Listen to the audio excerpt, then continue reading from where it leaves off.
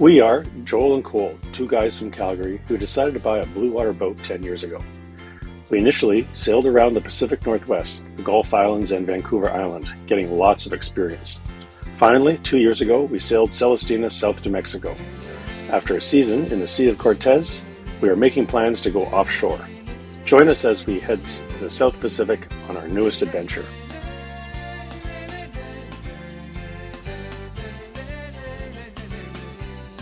The trip from Moorea to Raiatea started out with light winds and we used our spinnaker for a few hours. But very shortly thereafter, the wind died down completely and we had to motor the entire way up to Raiatea. Oh yeah, so this is the entrance to Raiatea. We've got a fringing reef outside here. It's very apparent to us, I'm not sure if you can see it that well in the video, but there's huge waves that are crashing on that reef right now. We're trying to figure out exactly where the entrance is. We found a couple of markers. We're just looking for a place where there's no huge crashing waves, and that's where we'll go in. It looks like it's coming up to us right here. We've been looking for about half an hour now, and the sunlight's in our eyes, and thank God we've got electronics to tell us where these things are. How someone managed to find their way in here initially, who knows? This is just the other side of the entrance to Raiatea. You can see through those waves. It's green water, right? I mean, that's all kinds of stuff in the water. Yeah, that's pretty incredible.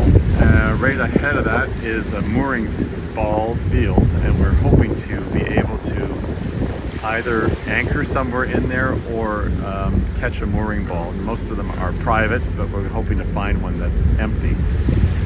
We may have to search around a bit. But yeah, those waves are massive.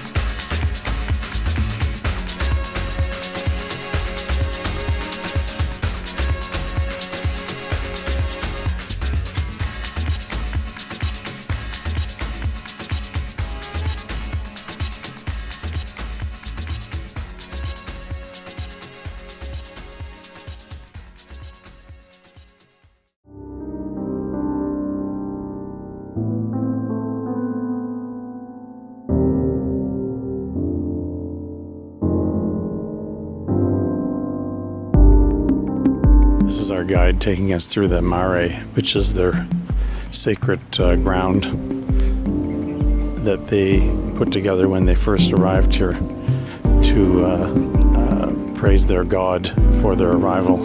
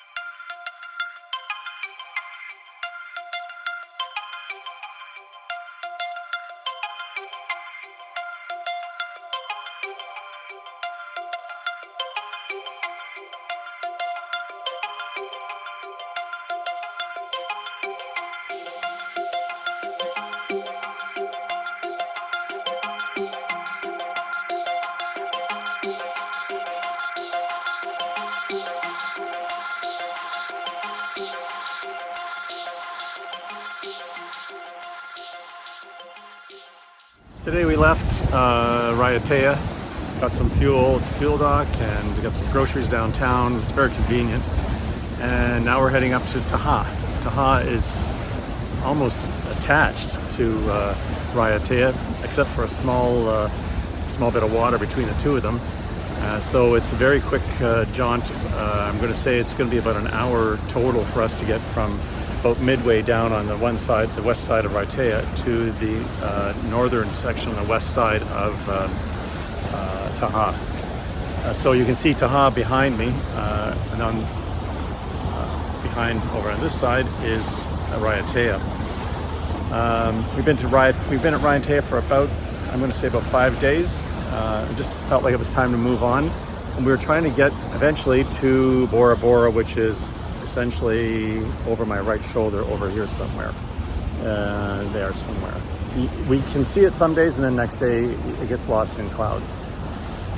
From Bora Bora, we'll be heading across the open ocean again to the Cook Islands. So we're getting some information and trying to get some things organized for the administration and entry to the Cook Islands. And then, of course, we're waiting for a weather window to go. The next few days it's supposed to be quite windy here, so we're essentially hiding on the west side. The wind is supposed to be coming from the east. So that's good. We're all happy, full of fuel, and full of food. Should be good. I forgot to mention about our exit from Raiatea. We went to go pull the anchor up. We were in 70 feet of water, and we were on a bit of a shelf. So it was a bit of, some days we thought we were going to get right up on the reef, and then other days we were out in 100 feet of water. So our anchor must have been right on that drop off. In any event, we went to pull the anchor up today, and about halfway up, it stalled, wouldn't come up any further. And in fact, we had managed to grab down below, probably about 40 feet down, an old, probably a buoy that had lost the rest of the buoy, and it had all these pearl floats. They looked the size of a basketball attached to it. They're all covered in moss and various green stuff, but also coral. And then it's wrapped around our chain. So I had to hop in the water with my snorkel and mask and try and figure out what direction to unwind it. It took us about an extra, I'm going to say an hour of fooling around with that before we actually got it figured out, unwound, and then pulled the anchor up again. Thank God. In the end, when we let it go, I could see the buoy, the old buoy, about 15 feet underwater, just behind the boat.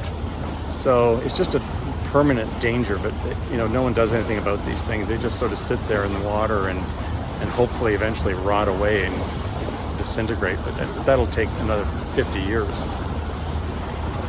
Anyway, it's always a challenge when you're pulling up with that anchor. You just never know what you're going to get.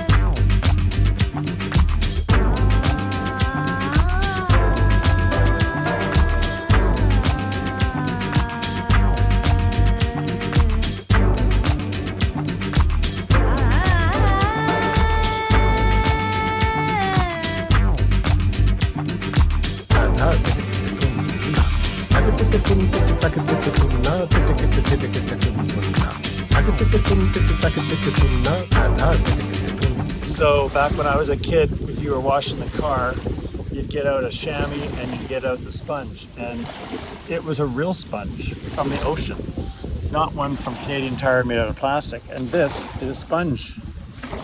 It had a hole just like this in the bottom of it. Only the one that my father had was more like the size of a large grapefruit. And this one's sort of falling apart now, but yeah, that's a sponge.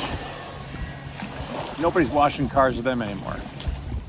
So, like I said, just off the beach here, There are hundreds of these little holes, and you won't see anybody in there right now, but those are little land crabs, and they're just everywhere. They go all the way up to the road, which is right over there, but they hide in there during the day, and then I guess at nighttime they come out to feed.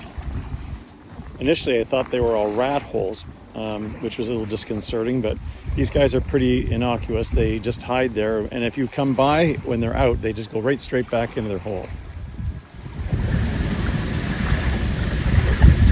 There's this little crab, land crab they're called. I threw him a little ball and he's kind of picking at it to see if it's anything to eat.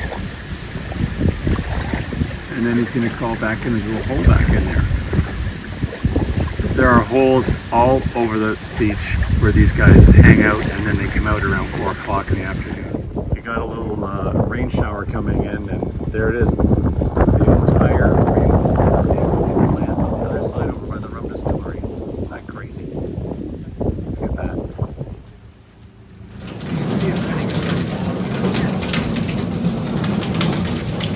Oh, this side. Oh, I see.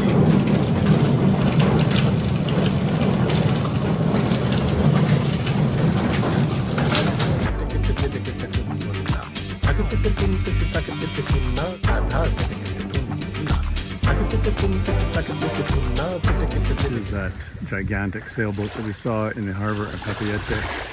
It's too bad it's not got sails up, but it wouldn't put sails up likely in the lagoon anyway, but wow, what a boat.